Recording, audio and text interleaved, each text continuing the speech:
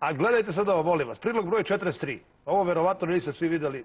Ana Mihajlovski, ona blokaderka sa dna kace, ona je juče targetirala dete sa smetnjama u razvoju. Čemu se radi? Tamo je bio taj skup. I bilo neko od tih blokadera, strašno je to, ali je tako, neka majka je dovela dete sa smetnjama u razvoju. I onda je to dete otišlo sa druge strane ograde, majka je otišla po njega, dete je mahalo, neću to da prikazujem u programu, imamo i taj snimak, dete je mahalo bolesno, očigledno bolesno dete.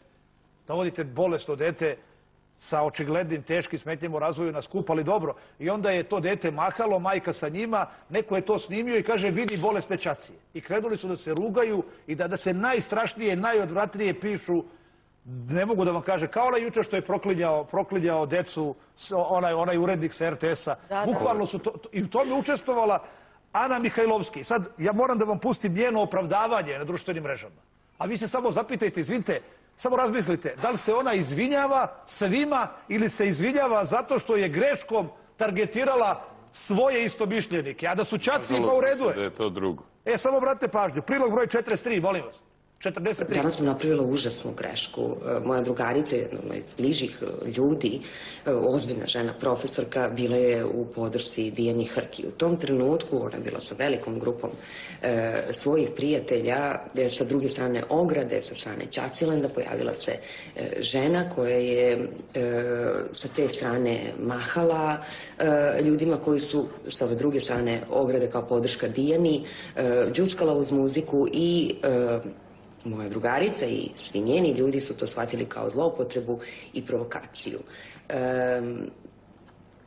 Ja sam to objavila i apsolutno je 100% moja odgovornost što sam objavila to na X mreži uz reči žena vodi svoje dete sa smetnjama u razvoju u Ćacilend. Problem je nastao to što je žena bila kao podrška Dijani Hrki, međutim prešla je sa druge strane ograde kako bi iskazala revolt. Ta situacija je potpuno pogrešno shvaćena jer neki ljudi su videli odakle ona dolazi, određena grupa ljudi nije videla je samo ženu u Ćacilendu koja maše ovima drugima. Situacija je video izvučen iz konteksta jer sam napravila užasno veliku grešku i verujte mi niko neće biti manje popustljiv prema meni od mene same. I dok sedim tako i zlostavljam samu sebe kako je moglo to da mi se desi uopšte da tako povredim nekog nedužnog.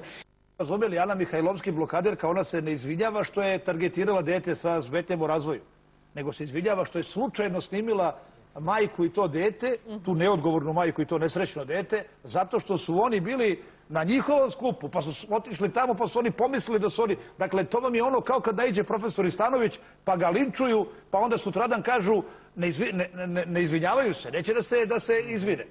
Ne, nego spustite tenzije. Pa čekaj, sve vreme vi dižete tenzije, bre. Prevaranti jedni. Jeste, pa znamo da se Lažna elita, samo prodaje.